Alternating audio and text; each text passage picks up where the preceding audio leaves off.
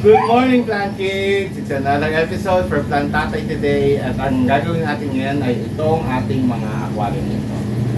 Matagal na natin hindi nalilinis ito. Siguro nasa mga 6 to 10 months na natin silang hindi nalilinis. So, since mag-New Year na, lilinisin natin sila. Okay, let's go!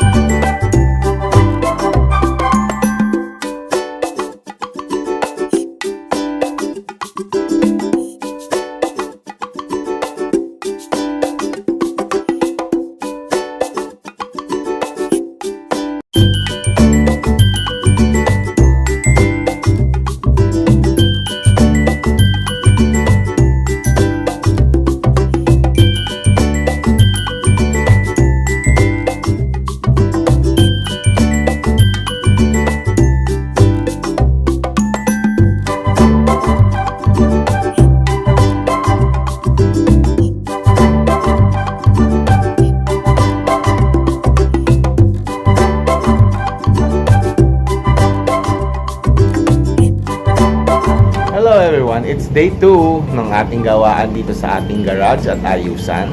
So papakita ko sa inyo kung ano yung natapos na at ano pang gagawin natin.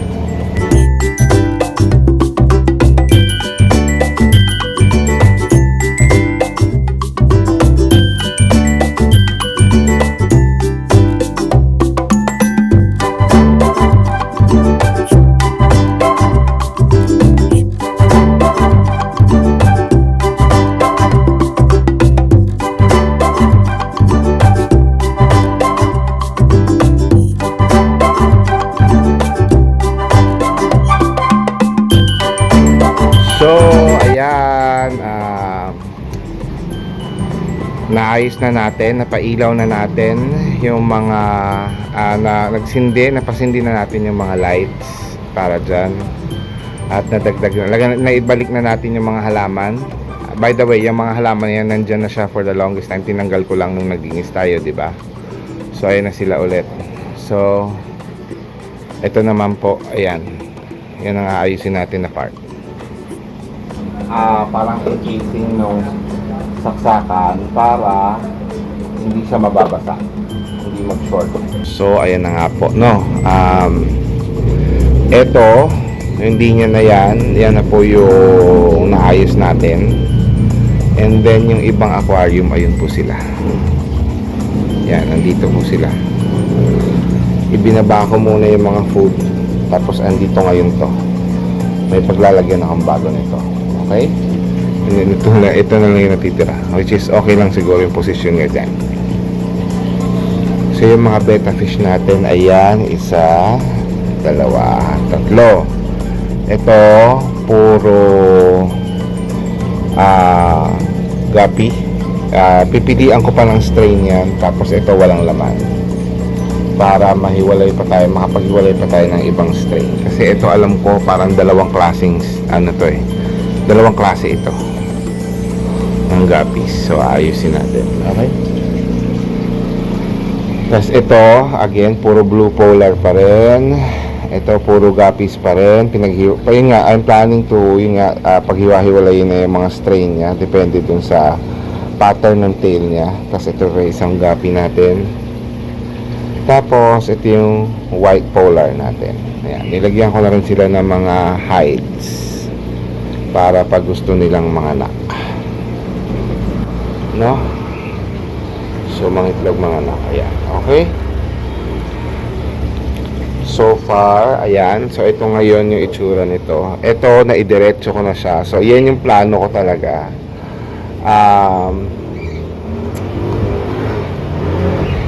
Plano ko sana ipasok pa, kaso hindi na, kasi may may shelf. I don't wanna move that anymore. Mas okay na to siguro.